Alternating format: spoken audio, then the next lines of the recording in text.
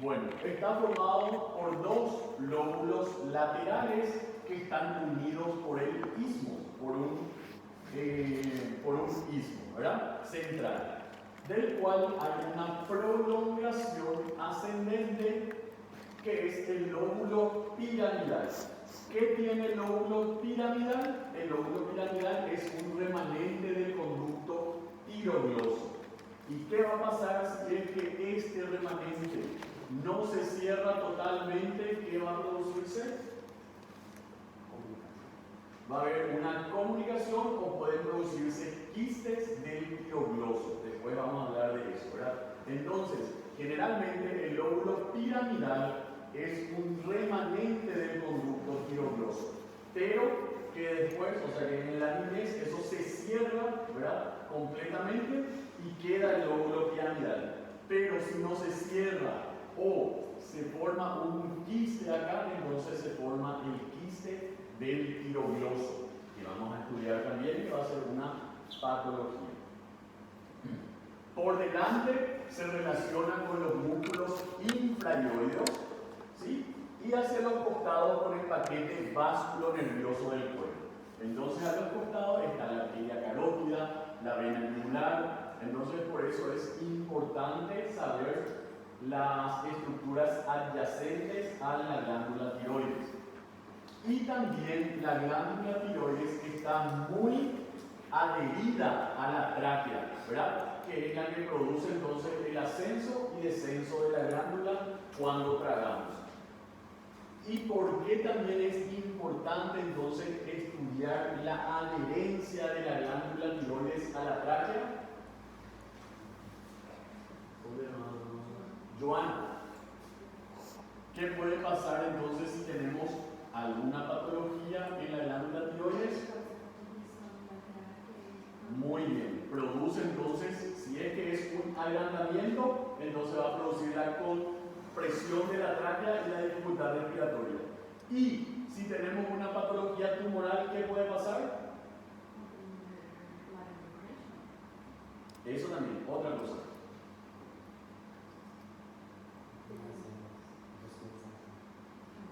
Con la tráquea estamos hablando, su adherencia a la tráquea. ¿Qué va a pasar si tenemos una tumoración en la glándula tiroides?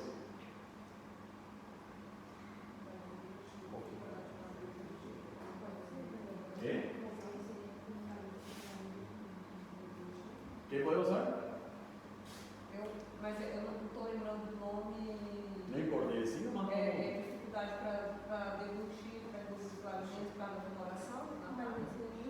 No, eso va a ser con el esófago. En la tráquea. Además de disponía y todas esas cosas, ¿qué puede producir? Si es una tumoración maligna, ¿qué puede pasar? Además de comprimir, además de dolor, algo más complicado, fístulas. Puede haber una fístula, puede haber el proceso neoplásico, puede adherirse y puede agarrar la tráquea también, ¿entienden? Entonces por eso siempre es importante estudiar los órganos y también los órganos adyacentes. Si hay alguna tumoración, puede entonces infiltrar también en la tráquea, puede producir fístulas o puede también entonces extenderse hacia la tráquea. ¿Cómo está formada la irrigación? La irrigación entonces está formada por las arterias tiroidea superior y tiroidea inferior, ¿sí? La arteria tiroidea superior es rama de la carótida y la arteria tiroidea inferior es rama de la subclavia. Entonces ustedes tienen que acordarse.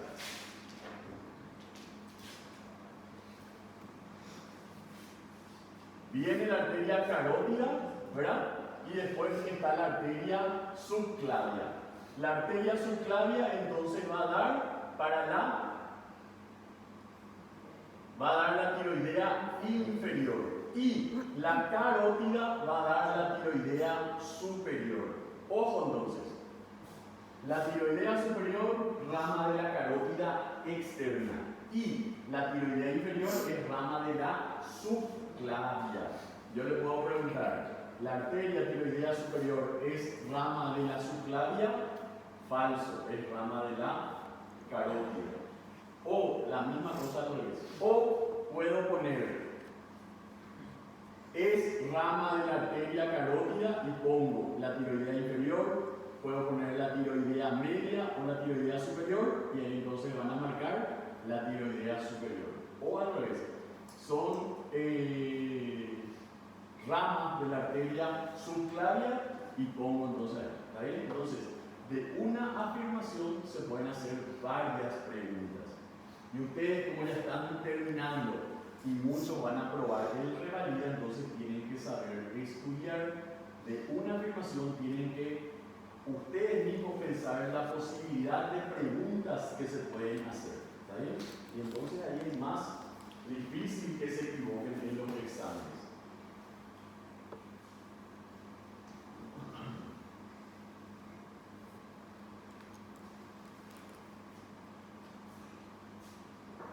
Y entre las dos ramas, entonces suele transcurrir el nervio laringeo externo, que es rama del laringeo superior.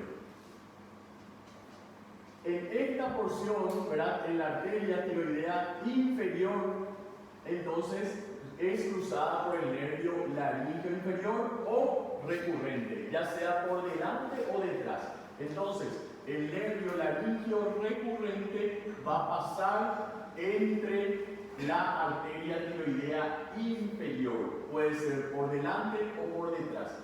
Por eso, entonces, más que localizar la arteria tiroidea superior, nosotros cuando hacemos la disección de la glándula tiroides, lo que tenemos que primeramente, encontrar es la arteria tiroidea inferior, porque entre ella va a pasar el nervio laringeo recurrente, que es lo que nosotros tenemos que cuidar. ¿Está bien? Este nervio, entonces, el laringeo recurrente se dirige de afuera hacia adentro, de abajo hacia arriba y a los lados de la tráquea. Entonces se encuentra al lado de la tráquea y viene de afuera hacia adentro y de abajo hacia arriba.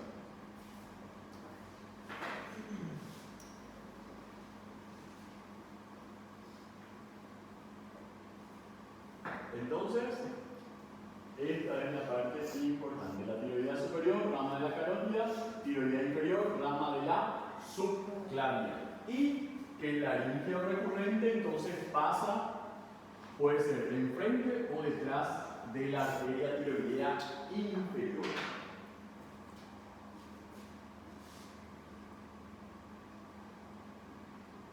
Y después dijimos, o eso ya no dijimos, pero ahora vamos a decir que la glándula paratiroides se encuentra entonces en la cara posterior de la glándula tiroides. Puede ser el número de 4 o 6. ¿Está bien? Y su tamaño, y que tiene un color castaño, pero que muchas veces es difícil de identificar. Pero que tenemos que tener en cuenta en las tiroidectomías para no lesionar. ¿Por qué? ¿Qué puede pasar si lesionamos? ¿Qué va a pasar si lesionamos la glándula paratiroides? Va a haber un hipoparatiroidismo y va a haber una alteración en la captación o producción de calcio. Las superiores se hallan. Muy bien. Y después de lo que hablamos, ¿verdad? Del bocio. ¿Qué era el bocio, Joana? Aumento de la glándula tiroides. Y el hipertiroidismo, ¿no? O sea, ¿el hipertiroidismo qué es? De aumento de la función y hormonal. Y de la función. Aumento de la producción y función de las hormonas tiroideas. ¿Está bien? Bueno, entonces, el bocio nodular eutiroideo, entonces es un bocio, ¿verdad?, con aumento de tamaño. Se caracteriza por el aumento del tejido tiroideo de forma de uno o múltiples nódulos. Puede ser esporádico Cuando decimos que una, no sé si llegamos a decir esto, pero ahora vamos a decir. Cuando decimos que una enfermedad es endémica, ¿cómo se llama? Lucas, ¿cuándo decimos que una enfermedad es endémica?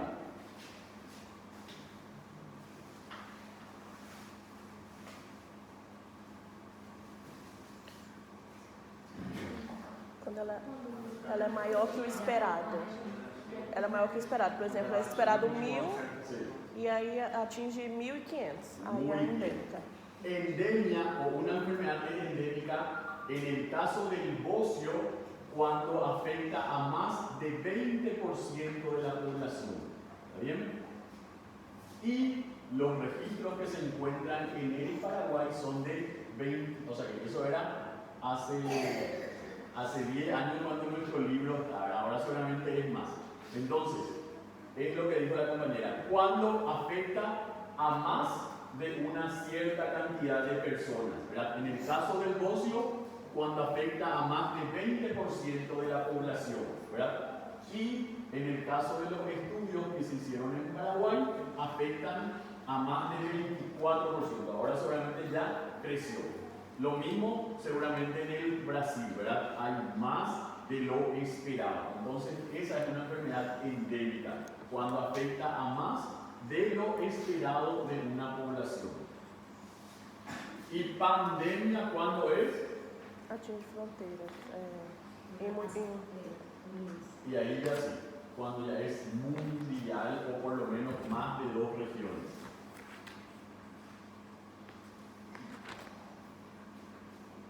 ¿Cómo vamos a hacer el diagnóstico? Ya dijimos, ¿verdad? Hay una masa cervical que puede ser indolora o puede haber dolor, ¿verdad? Entonces, y puede ocasionar molestias estéticas o a veces puede tener síntomas compresivos como disfagia, disnea y disfonía, según la dimensión, la ubicación y la evolución del bocio.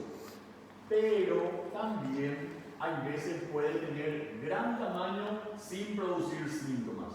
¿Por qué? Porque el bocio va creciendo y los órganos que están adyacentes se van acomodando, entonces a veces no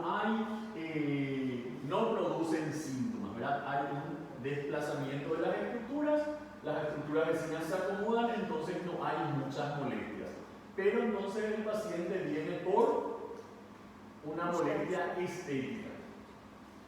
Cuando penetra y ocupa el mediastino anterior, entonces constituye un bocio cérvico-torácico. Esto también es importante diagnosticar el bocio cérvico-torácico, ¿verdad? ¿Por qué? Porque si es que nosotros no hacemos bien el diagnóstico, entonces tenemos un bocio, vamos a hacer la extirpación de la glándula, pero podemos dejar una porción de la glándula dentro del mediastino. Y entonces después el paciente con el correr del tiempo va a tener otra vez síntomas, ¿verdad? Entonces es importante diagnosticar el bocio cérvico-torácico.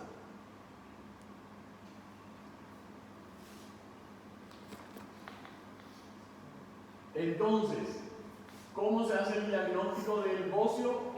Puede ser sintomático o asintomático. Y en el caso de ser sintomático hay una tumoración, ¿verdad?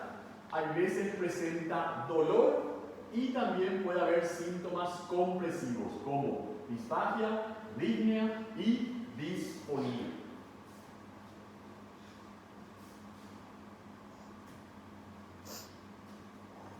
Otra cosa, entonces vamos a hacer una ecografía. ¿La ecografía para qué hacemos?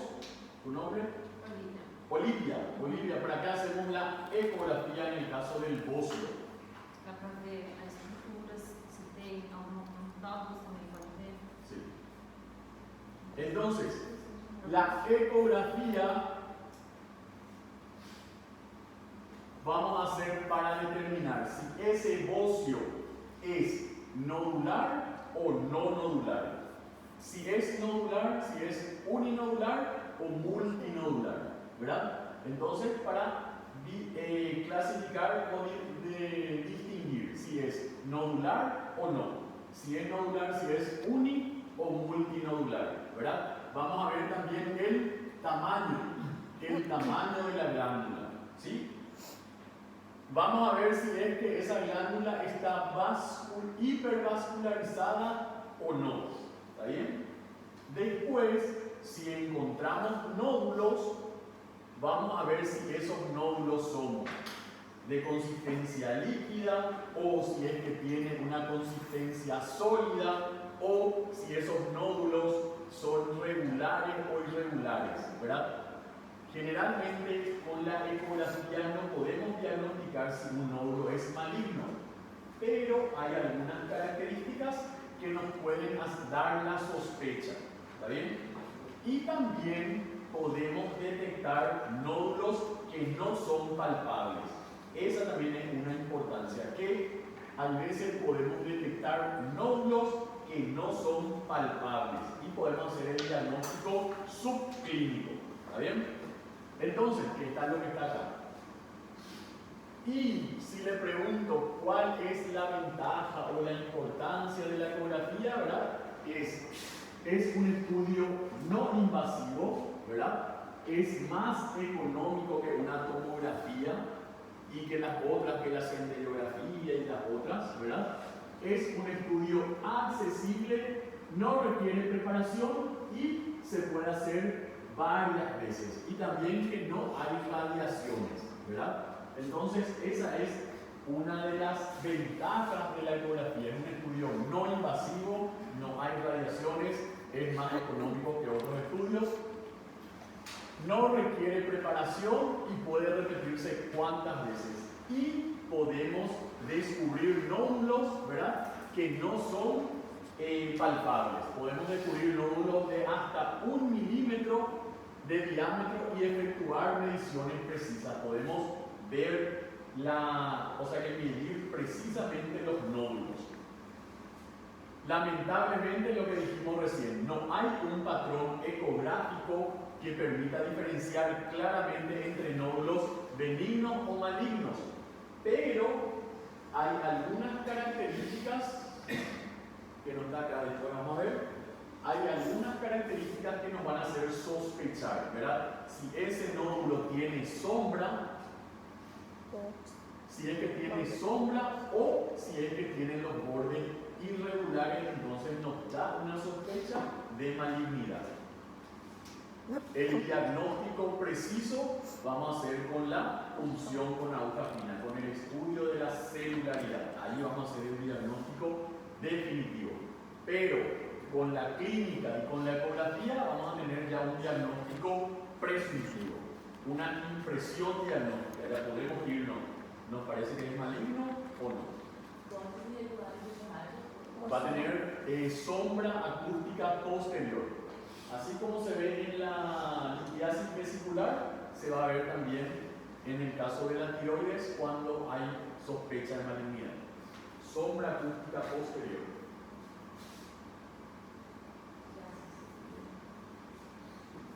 Otras ventajas. Descubre nódulos no palpables, además del nódulo palpable, por lo cual orienta el diagnóstico hacia un bocio multinodular. Mide exactamente el nódulo sometido a tratamiento hormonal y permite su control con mayor precisión que con la palpación. Distingue lesiones quísticas y sólidas, si bien las quísticas son generalmente benignas, pero hay un 20% de posibilidad de que haya carcinoma en los nódulos quísticos, ¿verdad? Entonces, todos los nódulos, o por lo menos el mayor, hay que punzar, hay que hacer el estudio con aguja fina. ¿Por qué? Porque si bien los nódulos quísticos son benignos, hay un 20% de posibilidad de que también haya entonces malignidad en esos nódulos. ¿Está bien? Cuando encontramos nódulos, entonces hay que hacer la punción para descartar. Entonces hacemos la punción. Si es benigno, felicidades. Y si es maligno, entonces hacemos el tratamiento. Y si encontramos en un varón un nódulo, ¿qué pasa? Tem que fazer. Hay que sacar. ¿Por qué? Porque hay mayor posibilidad de que sea maligno. También nos permite explorar mejor en los pacientes con cuello corto y obesos, así como también en el seguimiento postoperatorio donde las cicatrices dificultan la interpretación, ¿verdad? Entonces, en los pacientes postoperados de tiroidectomía, entonces facilita el estudio hacer con una ecografía. ¿Por qué? ¿Qué te parece, Lucas? ¿Qué va a pasar con el paciente que ya tiene una cicatriz de bocio y vos querés palpar ahí la... Vai abrir os pontos. No, ya está cerrado, ya cicatrizó todo. Com a ecografia você vai ver a evolução do. Sí, pero ¿y qué pasa con la palpación? ¿Por qué es mejor hacer la ecografía? Na verdade, você já vai ter sacado a glândula, você não vai ter o que palpar bem para saber a evolução da cirurgia. E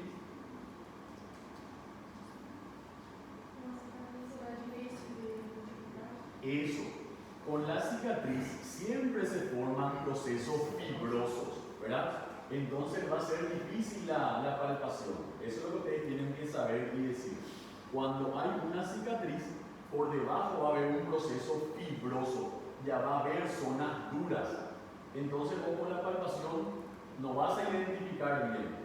Y con la ecografía, entonces, como es un estudio por imagen, es más fácil, ¿está bien? Entonces, por eso es lo que dice acá, que en los pacientes poco operados, entonces, la cicatriz dificulta la interpretación de los hallazgos, ¿verdad? Por eso se hace la ecografía, porque ahí va a haber un proceso fibroso y vos no vas a saber si es que está duro o no, pero con la ecografía vamos a ver la imagen, si es que hay algún remanente de glándula, o si es que hicimos una tiroidectomía parcial, entonces vamos a estudiar el otro si es que hay más nódulos, o aumentó otra vez de tamaño, o aparecieron nuevos nódulos. ¿Está bien? Es por el proceso fibroso que se forma.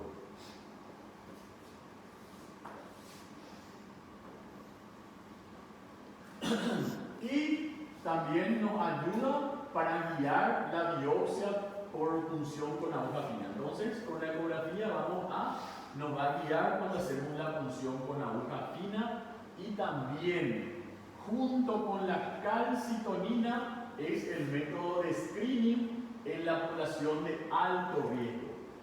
Entonces, la ecografía con la calcitonina, que es un estudio de sangre, podemos hacer un screening en la población de alto riesgo. Entonces nosotros podemos hacer ecografía y calcitonina para descartar que tenga algún problema de tiroides.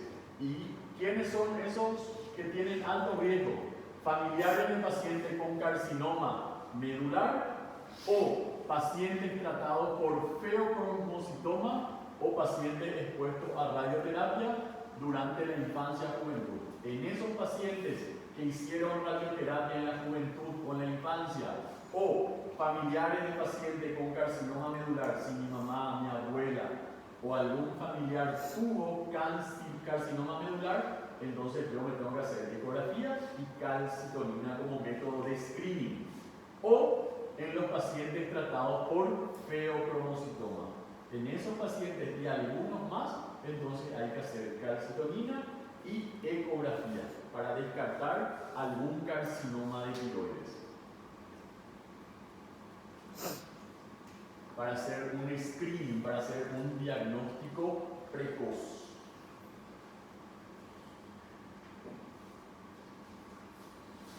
Y después tenemos la punción con aguja fina, que es, ¿verdad?, el principal método diagnóstico.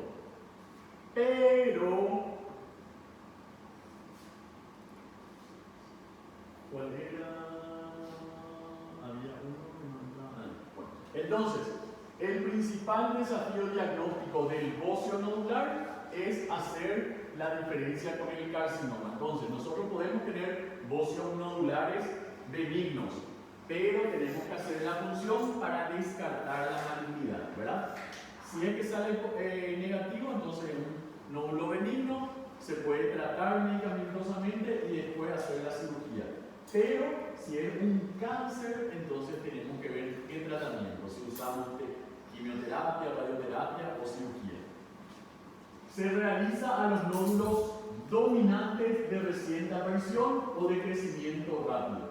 Entonces, ¿en cuáles vamos a hacer entonces con mayor rapidez? En los nódulos de reciente aparición y de crecimiento rápido, que aparecieron y que están creciendo rápidamente, entonces esos son más sospechosos y hay que hacer. Pero cuando hay nódulo, a todos hay que hacerle.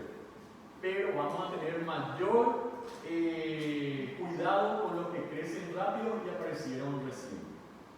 Especialmente si son fríos. ¿Qué quiere decir si los tumores son fríos? No está captando y entonces hay mayor sospecha de malignidad. Es un procedimiento también, es un procedimiento sencillo, económico y seguro, pero puede tener también complicaciones. Puede haber hemorragia, puede haber lesión de la glándula tiroides, ¿verdad? Entonces, como todo procedimiento, tiene también algunos riesgos, pero son mínimos porque la aguja es fina. Ofrece información muy específica sobre las características citológicas del nódulo. Es muy específico. Tiene una sensibilidad mayor al 90%, ¿verdad? Entonces hay una especificidad y sensibilidad mayor al 90% cuando hacemos la punción con aguja fina. Pero hay un carcinoma que no podemos diagnosticar específicamente con la punción por aguja fina, que es su limitación está en el diagnóstico del carcinoma folicular. En el carcinoma folicular, ¿qué pasa? Está dado por la invasión capsular y vascular. O sea que nosotros en el carcinoma folicular, la malignidad, ¿verdad? Vamos a ver por la invasión capsular y vascular. En cambio, con los otros sí vamos a tener el diagnóstico con la punción. En este caso tenemos que hacer el estudio de la anatomía patológica. Si es que, o sea que en la anatomía patológica vamos a ver si hay invasión vascular o invasión capsular. Y ahí entonces vamos a hacer el diagnóstico. Entonces, en el único en el que la punción por aguja fina no nos da exactamente el diagnóstico es en el carcinoma folicular. Y también sirve, además de diagnóstico, en algunos casos sirve como tratamiento. ¿Por qué? Porque permite evacuar los quistes simples. Entonces, si hay un quiste simple, se puede evacuar con la punción por aguja fina. Entonces, además de diagnóstico, en algunos casos sirve como tratamiento. Doutor, nesse daí, tratamiento atual, como para o diagnóstico certeiro, a gente usa Anatomía patológica. Vemos hacemos el estudio y vemos si hay invasión capsular o invasión vascular.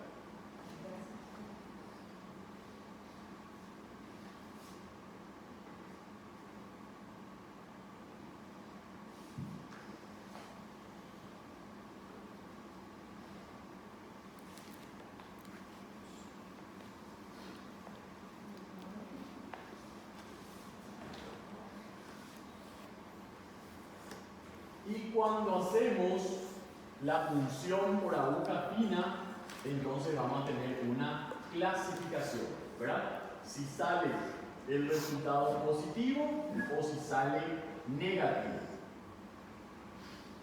Si el resultado es positivo,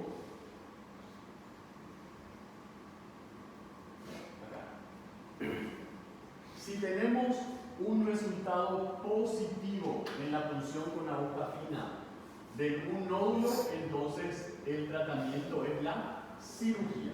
¿Por qué? Porque hay pocos falsos positivos. Acá, en presencia, ¿verdad? Ante un resultado positivo para células neoplásicas, el paciente debe ser operado, ya que el porcentaje de falsos positivos es mínimo, ¿verdad? Entonces, si sale positivo, hay más del 90% de que el resultado esté bien. Entonces, debe ser operado. Y el resultado de ninguno de otros métodos, entonces va a cambiar la conducta. Si tenemos un nódulo y sale positivo, entonces es cirugía el tratamiento. A no ser que, además, ¿verdad?, de que el nódulo entonces sea hiperfuncionante, en todo caso se hace el tratamiento para llegar al eutiroidismo y ahí se hace la cirugía. Pero ante un resultado positivo, el resultado es la cirugía. Ante un resultado negativo, tenemos dos posibilidades. Si los nódulos son menores a 2 centímetros o mayores a 2 centímetros. Entonces, si hay un resultado negativo y los nódulos son menores de 2 centímetros, ¿qué hacemos?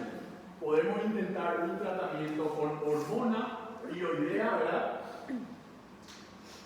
Y después, entonces, con un mínimo riesgo de dejar sin tratar el carcinoma, y esto, entonces, conduciría a la disminución, ¿verdad? Entonces, cuando hay un nódulo menor, podemos hacer un tratamiento médico y después evaluar si hace falta la cirugía.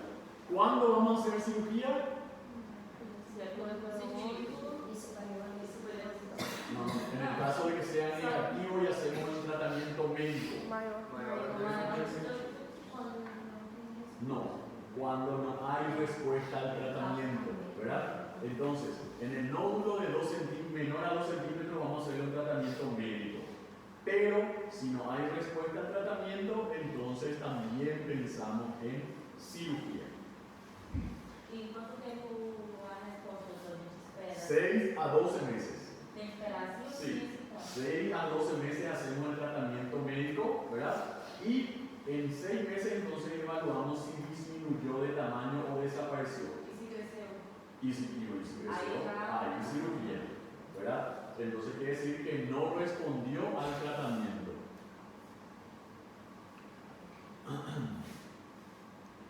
Y si en los nódulos mayores de 2 centímetros y en ausencia de contraindicaciones de orden general, ¿cuál puede ser una contraindicación de orden general?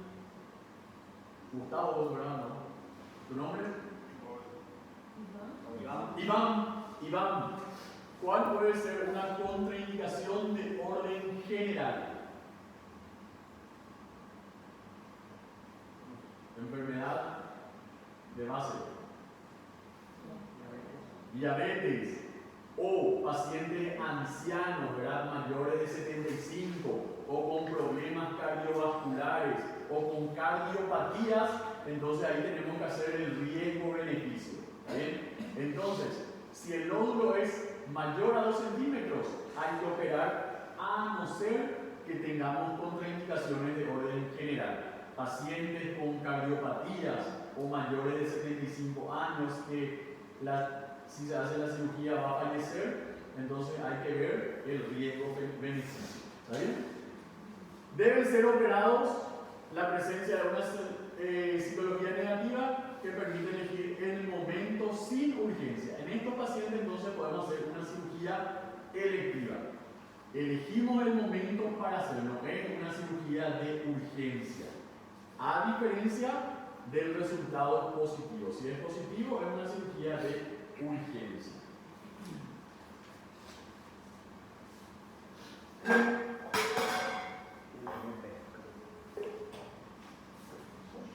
Repetimos entonces.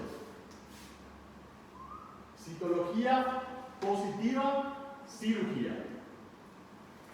Si sale negativo y nuestro nódulo tiene menor a 2 centímetros, hacemos tratamiento médico. Si no responde, entonces hacemos cirugía.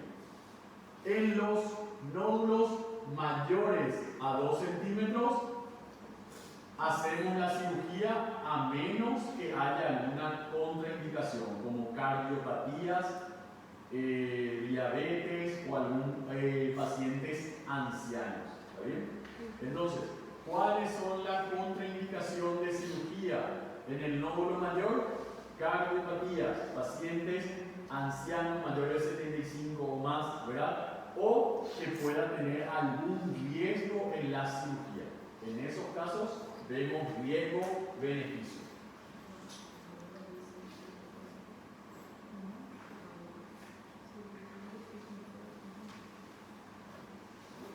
Pero como la punción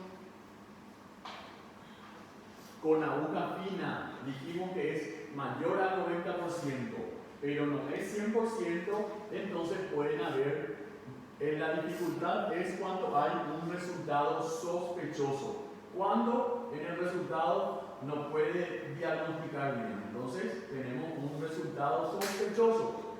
En tales circunstancias, ¿qué tenemos que hacer? Controlar los datos clínicos del paciente, los factores de riesgo, ¿verdad? Si es una persona mayor o si es que es del sexo masculino o tiene antecedentes familiares, entonces igual podemos pensar en la cirugía, ¿entienden?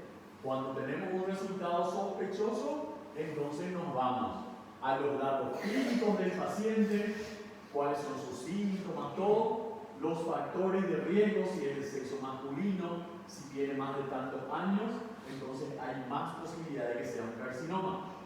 Y los resultados de otros estudios, ¿verdad? Del dosaje de TSH, del centellograma y de la ecografía. Si en la ecografía había un nódulo sospechoso, entonces tenemos que hacer la cirugía.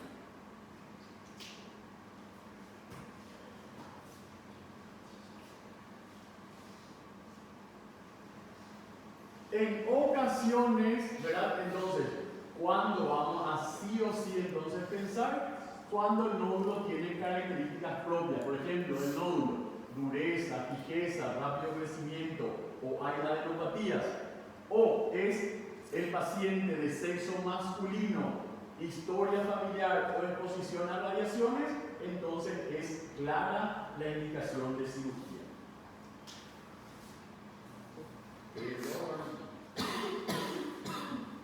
Ahí puede ser.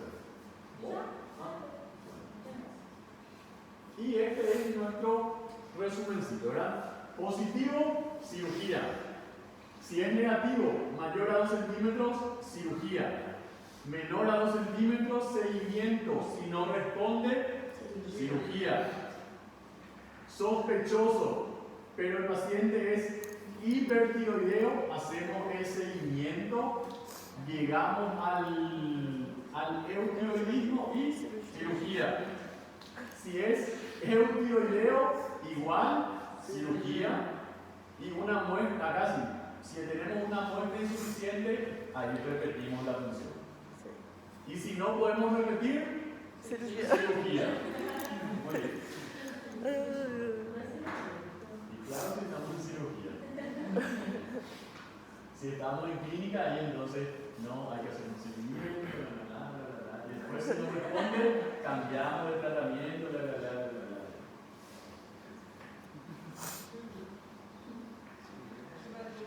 Rápido e sensível, cirurgia.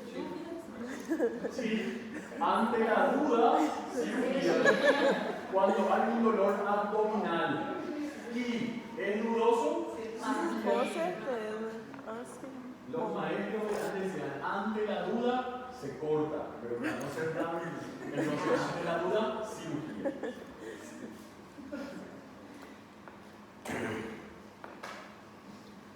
Tratamiento.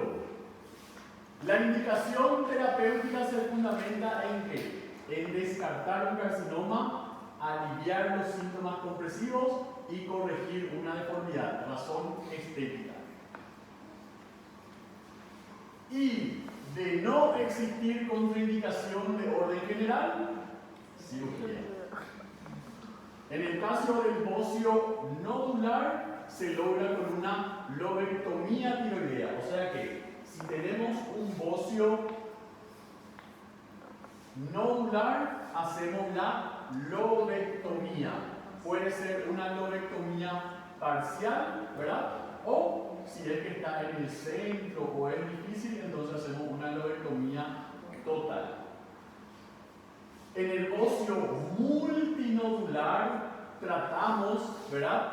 Tratamos de buscar un parénquima sano y dejar eso. Y de preferencia con glándulas paratiroides. Pero si no se puede, si está todo ocupado por el bocio multinodular, entonces hacemos una tiroidectomía. Podemos hacer una tiroidectomía subtotal si es que hay regiones de parénquima sano o tiroidectomía total en el caso de que no exista parénquima sano. Pero cuando hacemos la tiroidectomía total, tenemos que entonces tratar de sacar la glándula paratiroides y podemos insertar en el músculo externo cleidomastoideo. ¿Qué? Eu não sabia disso. Coisa que falou. Insertar Ah. Está el músculo externo cleidomastoideo, ¿verdad? Se hace una pequeña incisión y ahí se trata de introducir la glándula paratiroides. Y después va creciendo y vamos a ir haciendo estudios de calcitonina y vamos a ir viendo la actividad si es que hay hipotiroidismo o no, ¿verdad? Por eso después entonces se hacen controles.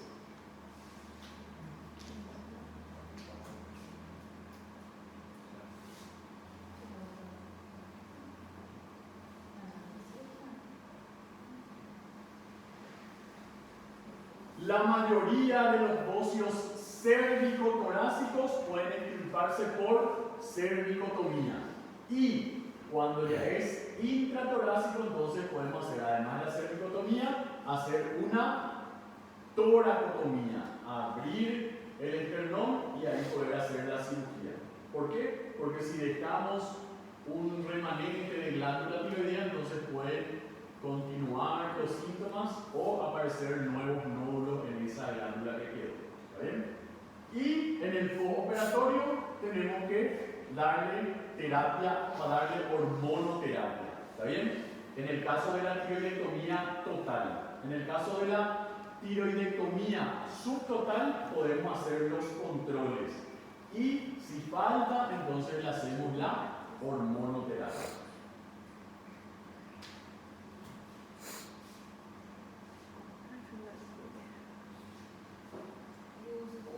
No caso de fazer o controle, o ideal é Cada 6 o cada 3 meses. Dependiendo de cómo fue la cirugía, podemos hacer cada 3, cada 6, y ahí a partir de eso, entonces, después cada 6, después cada 1 año, y seguir los controles. Na parte do laboratório, geralmente eu vejo que eles pedem mais T4 do que T3. Se a gente vê assim mais na aula, que T3 e T4, aumenta ou diminui. Sim. E no laboratório a gente pede o quê? T3, T4? T3, T4 y TSH. T3, T4 y TSH. T3, T4, TSH. Para ver si hay aumento de estas hormonas y disminución de la TSH. ¿Está bien? Y en el postoperatorio vamos a seguir con el TSH para ver si eso está aumentando o disminuyendo o se mantiene. En el postoperatorio seguimos entonces con el TSH y también podemos pedir T3 y T4.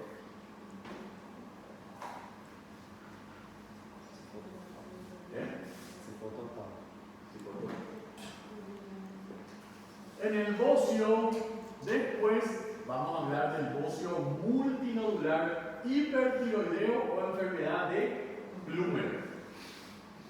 La enfermedad de Plummer o el bocio multinodular hipertiroideo es un bocio de larga data en el que aparecen nódulos hiperfuncionantes que conducen al hipertiroidismo. Ocurre más frecuentemente en mujeres por encima de los 50 años.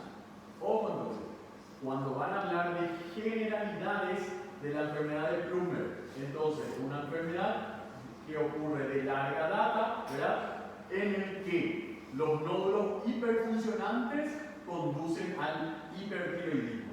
Es más frecuente en las mujeres mayores a 50 años, ¿sí? La causa, ¿verdad? Después de una estimulación prolongada de la TSH, entonces la glándula se vuelve autónoma y empieza a aumentar la función y se produce el hipertiroidismo. Es un bocio multinodular con marcada hipervascularización y hay hiperplasia del epitelio follicular.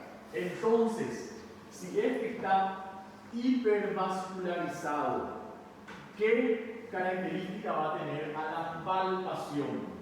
¿Qué vamos a encontrar en la palpación si está hipervascularizado?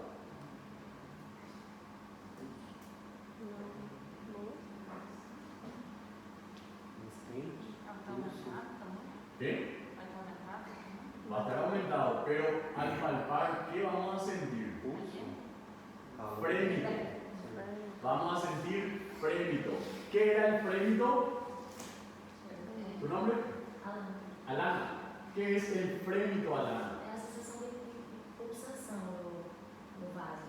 Es, Tão forte. sí, Vibração.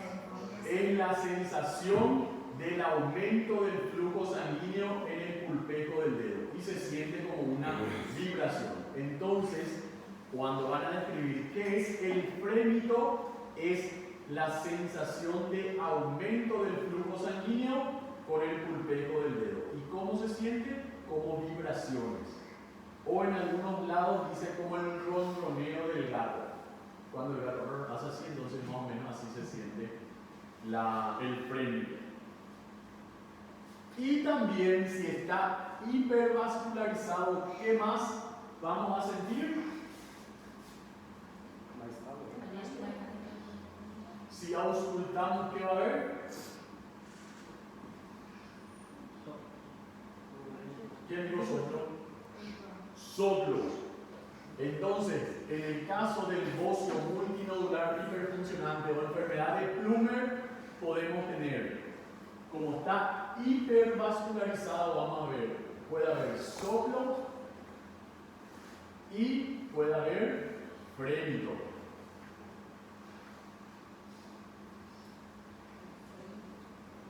Frémito es el aumento, la sensación del aumento del flujo sanguíneo en el pulpejo del dedo y se siente como una vibración. Interfere no açúcar do outro, não? ¿Cómo? Ah, não, um é tátil, o outro é... El otro vas a ocultar, vas a poner acá tu condensoscopio y ahí vas a escuchar el soplo. ¿Qué? No, porque es acá en el cuello. Cuando hacemos la ocultación del corazón, sí, ahí se pide que ataque y ahí escuchamos. Eso en el caso de la semiología cardíaca, ahí sí le pedimos que ataque la respiración. Pero en el caso del cuello, no. En la enfermedad de Plummer, además del bocio, existen síntomas de hipertiroidismo, aunque son más leves que la enfermedad de Graves. Entonces, en el examen se les pregunta cuál es la diferencia entre la enfermedad de Graves y de Plummer. En la enfermedad de Plummer los síntomas son más leves y generalmente predominan los síntomas cardiovasculares. En la enfermedad de Plummer hay hipertensión y hay taquicardia, que responden poco a la medicación cardiológica, ¿verdad? Entonces, en la enfermedad de Plummer los síntomas son cardiovasculares. Hay hipertensión y taquicardia. Y no existen las alteraciones oculares ni psicológicas, que es lo que le va a diferenciar de la enfermedad de Graves. En la enfermedad de Graves hay alteración nerviosa, hay exoftalmo y también hay problemas de la piel, hay el mixedema prepiliar. ¿Está bien? Entonces, la diferencia en la enfermedad de Plummer, los síntomas son cardiovasculares y en la enfermedad de Graves es más sistémico, más general. Hay alteración nerviosa, ocular, cardiovascular y en la piel.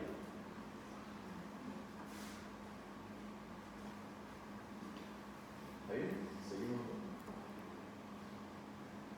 El laboratorio se diagnostica con elevación de las hormonas tiroideas y disminución de la TSH.